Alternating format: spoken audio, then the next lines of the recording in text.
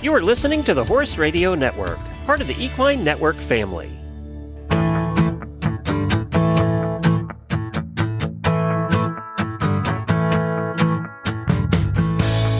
Hello and welcome to this episode of the Disease Du Jour podcast.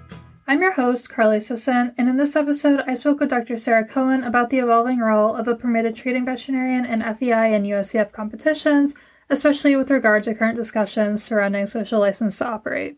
The Disease Du Jour podcast is brought to you by Merck Animal Health. Dr. Cohen grew up in New Jersey, showing in the Hunters in equitation before attending Purdue University for her undergraduate training. She graduated from Ross University in 2007, having completed her clinical training at Iowa State University. Dr. Cohen then joined Merritt & Associates Equine Hospital outside of Chicago for a one-year intensive internship. She joined Miller & Associates in 2008 and finally launched Equity Performance Equine in the fall of 2020. Over her decade-plus in practice, Dr. Cohen has developed a client base consisting of some of the most well-regarded in the hunter and show jumping community in the country. Dr. Cohen believes passionately in evidence-based medicine and putting the horse's needs at the fore of all decisions. Since 2010, she has been a regular on the international scene, serving as the USEF show jumping team veterinarian in competitions in Spain, Slovakia, Belgium, France, Wellington, and other international competition locales. She is a past president of the Northeast Association of Equine Practitioners, having served on the board of directors for 6 years. She is a member of the USHJA's Horse and Riders Advocate Committee and speaks regularly at conferences on equine sports medicine. She lives in Wellington, Florida, and spends her summers in Traverse City, Michigan. Thank you, Dr. Cohen, for joining us. Thank you for having me. It's a pleasure. Can you get us started by telling us a little bit about your background and specifically your experience as a PTV? Yeah, sure. So I grew up riding and showing in the Hunters and Jumpers, mostly in New Jersey. And I was lucky enough to get to horse show, not on a huge, large scale, always kind of wanted to, but I got to meet some amazing professionals that still to this day are influential to me. And then I always knew that I wanted to go to veterinary school, always knew I wanted to be a horse vet, and was lucky enough to be able to pursue and, successfully get into vet school, at least eventually. And I did an internship right out of school in Chicago and then joined a large sports medicine geared practice, which I stayed at for about 12 years. And then in 2020, started a practice of my own with two amazing support staff. And we've grown a bit since then. So here we are 4 years later, and there's 3 veterinarians in our practice and amazing technicians and support staff. And we're based in both Wellington, Florida, and in Traverse City, Michigan. So kind of horse show land in both places. So we do really mainly horse show medicine, although there is some horses that don't go to horse shows in our practice. So I was lucky enough to be able to start doing some trips with some teams back in 2011, and really up until 2016 was traveling abroad with some of the smaller US teams, and I loved doing that. And I am not a veterinary delegate, but am a permitted treating veterinarian. And most of the shows that we work at are FEI horse shows. So I'm doing a lot of treating in the FEI secured stabling area for a lot of my clients, and some helping out of other veterinarians who also have clients in there. So for anyone who's not familiar, could you briefly explain the role of a permitted treating veterinarian and the main difference between that and an official veterinarian? Sure. And I would also encourage anybody who is interested in the actual specifics to visit the FEI's website, where they actually have a very easily digestible, if not overly wordy, lengthy documents describing in detail all of the veterinary regulations. And that is your, if you will, Bible for how to conduct oneself in FEI and what the actual definition of the permitted treating veterinarian is. But in the most easily digestible way, basically a permitted treating veterinarian is the veterinarian that's allowed to be in the FEI secured stabling area working on and helping or assisting horses during an FEI horse show. So that might mean giving intravenous shots of antibiotics if necessary. At this juncture, it means giving shots of Adequan or Legend if requested by a trainer. It means that you have passed a test every 3 years that asks some pretty specific questions that gets everybody on kind of an equal playing field to make sure that everybody's knowledgeable about the rules and regulations applying to the FEI and its competitions. Whereas an official veterinarian does not have that same role. An official veterinarian is there in more of a capacity of the regulatory veterinarian, managing and overseeing permitted treating veterinarians, managing the JOG, and overseeing any issues, veterinary issues that might come up at a horse show. Today's Disease Du Jour podcast is brought to you by Merck Animal Health's Prestige Equirab vaccine. Prestige Equirab is the only monovalent rabies vaccine specifically designed for horses. Equirab is trusted by veterinarians for its safety and long-lasting protection. One smooth, low-volume 1 milliliter dose elicits a 14-month duration of immunity. Learn more at merckanimalhealthusa.com. There's been a lot of current discussions surrounding welfare, specifically at horse shows and FEI events. So I think I would love to hear your thoughts on how you see the role of the PTV changing in the coming years with regard to these discussions. And yeah, I think we can have a little bit more of a welfare discussion throughout this episode, but I'd love to hear some of your thoughts on that.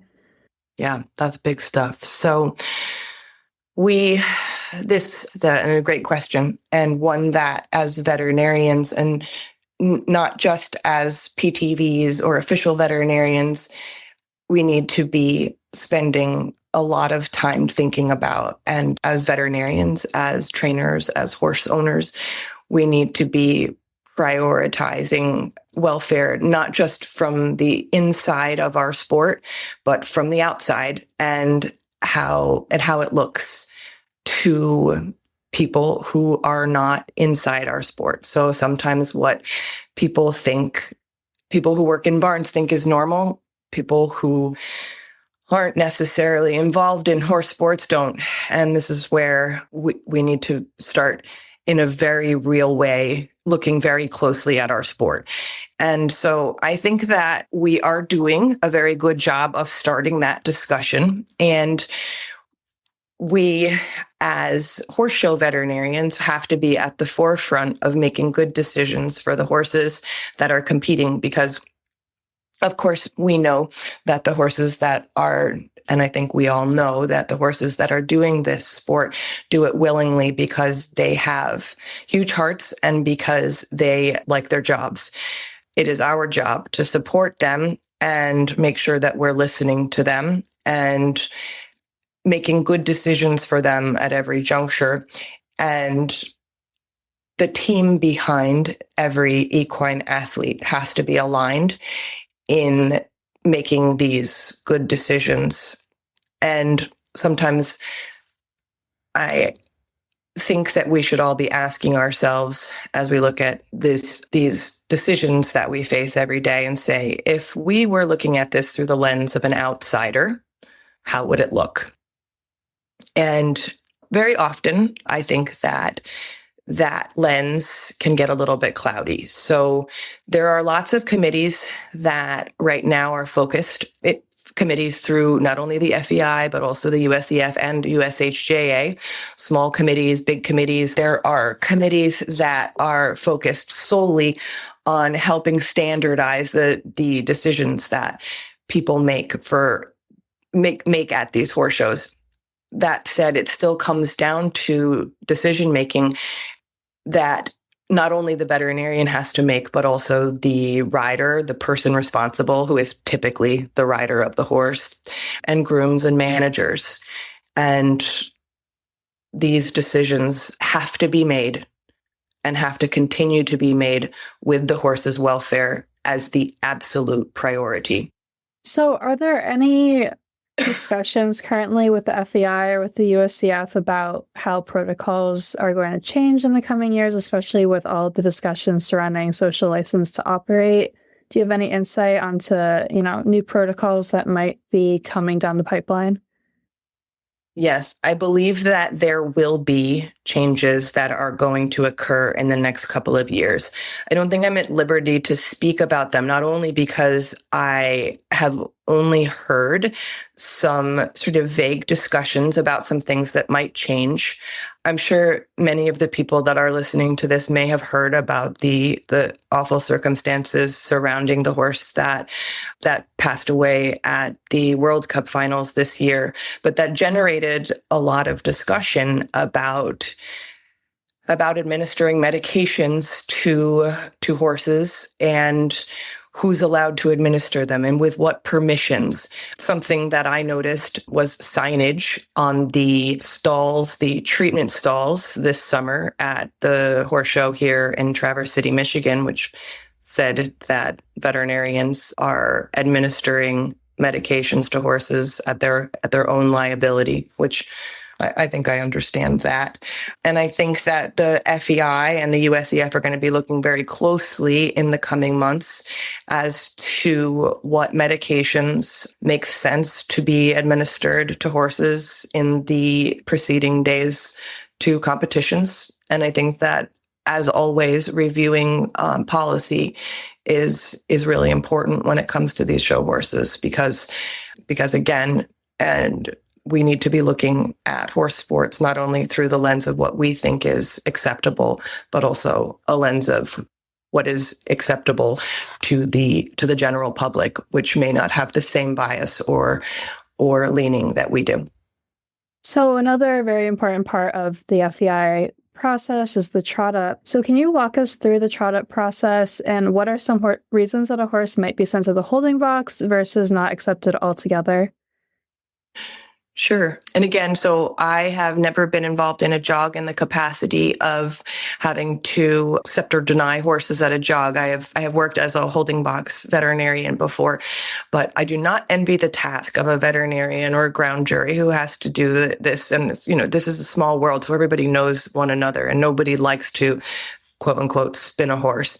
That said, horses are presented on the day of the jog and should be presented in good condition, right? If you know your horse is unsound, don't present it at the jog. A ground jury, a delegate, and the stewards are there to look for unsoundnesses because again, our sport is meant to protect the horse. This is the purpose of this trot up. So typically at championships and games, the person responsible is going to be trotting the horse up. They walk down, trot, turn right, trot back down. If a horse is questionable to the ground jury, they're going to have them trot again. And if they question the horse, whether it's looking like it's unsound or overtly unsound, or they're just not sure, they'll send it to the holding box where another veterinarian who has been designated as the holding box veterinarian is allowed to do a couple of different things. They're allowed to apply hoof testers to see if there's any specific sensitivities. They're allowed to palpate a limb or two, or the limb in question, and they're allowed to do passive flexions. So they're allowed to bend the leg and see if there's any response or argument to the passive flexion. They are not allowed to actively flex or have the horse trot off from the flexion test. And then at that point, the holding box veterinarian does not make a assessment of whether the horse is fit to compete. They are allowed to relay the findings, and then the horse is either deemed fit to be presented at another time or not fit to compete. It's just always been the rule. So how long does the horse go to the holding box for, and at what point does the holding box veterinarian perform these tests? Is it immediately after the jog, or is it like a day later? Nope, they would go right from the jog to the holding box. And then right from the holding box back to the rejog. The rejog may happen in the morning. The holding box is usually about 10 or 15 minutes, and then an assessment would be made as to whether they present the next morning. Sometimes, in fact, I had an occasion this year where a horse went to the holding box and the assessment was made, hey, you can represent tomorrow morning. I looked at the horse. They called me. I was not the holding box veterinarian, but I am their veterinarian. And I said, oh my goodness, your horse's toes are so long. We need to address this. I know this horse does not like to have toes nose this long. In fact, I think some of the problem was a little bit mechanical, and we were quite sore around some of the nails. So I called my favorite farrier, who came, saved the day, trimmed, and in the morning we were perfect. And in fact, that horse then went and won a class. So those are the situations where a rejog is wonderful and a great option for people who may have shipped all the way from Florida to Michigan to do a horse show, and the horse was perfectly fit to compete. It was just a thing that was easily preventable by a trimming. And then there are situations where a jog, I can think of another situation where the jog caught a soft tissue injury that we didn't know about. And thank goodness, because I came and they called me and said, my horse got sent to the holding box. We're going to represent tomorrow morning. And I said, nope, you're not, because this horse has a swollen tendon, and we need to ultrasound this, and we need to scratch. Wow. Well, it's nice that they're allowed to have farrier intervention in between the holding box and the rejog. Yeah. What is the environment like when you're working in the holding box? I imagine it's very high pressure, probably from the riders and the trainers and the organization. So is that like a very hectic environment, or is it like, how do you adapt to that role? It depends on the horse show, and it depends on the people. There are some people that are quite laid back, and there are some people that aren't. So one thing that never goes over well is people who act mad or angry or aggressive with the holding box veterinarians or the veterinary delegates. They're doing their best, and when trainers or riders get mad or upset, that creates a stressful situation that doesn't work well for anybody. Everybody understands the pressure that everybody's under, but again, the bottom line is that this is all for the horse's welfare and also for rider welfare, because nobody wants to be riding around on a horse that's not feeling 100%. That creates a dangerous situation for both horse and rider. So depending, the answer to your question is, of course, it depends on the players involved and also the horse show. At the Olympics, it's going to be a little different than it is at a 2-star. So. Right. Have you worked in any other capacity at these events? Do you have anything else that you'd like to share or provide some more insight into the role of a PTV? No, I think that being a PTV in the States it's an honor and a privilege to be able to work on horses that of this caliber, and it's really fun to get to watch them horse show and to root them on when they're competing. It was super great honor to be able to go overseas and help these teams, and I have lots of colleagues that are doing that a lot more now, and it's so exciting to watch the different level of teams. And I have lots of clients now that are going overseas and doing different Nations Cup horse shows and getting their feet wet with international competition. And that's a great on-ramp to anything you want with respect to, just continuing to do a PTV role or potentially doing veterinary delegate role, which, by the way, the horse show community needs more of those. And that's not an impossible task. So, and I'm sure that anybody who's interested in learning how to do that can reach out to any of the current delegates or even myself about how to start that process. I don't think it's a particularly lucrative job, but it is fun and a great way to get to experience horse showing at a top level and meet some pretty amazing horses and athletes. Yeah, that's great. And I was actually going to ask if anyone's interested in becoming a PTV or any other type of horse show veterinarian, do you have any advice for how they might be able to get started or contacts that they should reach out to? Well, anybody's welcome to reach out to me. You can feel free to share my contact information at the end of this podcast, and or the FEI website has a great depth of information. There's not only all the veterinary regulations, but also the regulations for competition. Also, a quick Google search takes you to a page called, if you just type in FEI and clean sport, it will help people who are trying to navigate what medications are allowed and what medications are prohibited and or banned. And navigating that is a really complicated place, but I'm more than happy to help anybody that has any questions about that. But Clean Sport is a great resource. It does not typically tell you detection times, but it will tell you how the medication is classified. And obviously the FEI has very strict regulations on no doping. So there's a pretty exhaustive list of medications that are allowed and that aren't on that website. Great. Well, I will leave Dr. Cohen's email address in the show notes for anybody who's interested in reaching out to her. Do you have anything else you'd like to add on the topic before we wrap up? No, I don't think so. It was a pleasure to talk to you, and I'm more than happy to communicate with anybody that's interested in pursuing any of this. And yeah, I'm happy to share any experiences. Great. Well, thank you so much, Dr. Cohen, for joining us. It's always really interesting to get some more insight into this side of the veterinary world. And thank you so much to our audience for listening. And a very special thank you to our sponsor, Merck Animal Health, for allowing us to have these conversations. If you have any questions or suggestions for the podcast, please send me an email at csisson@equinenetwork.com.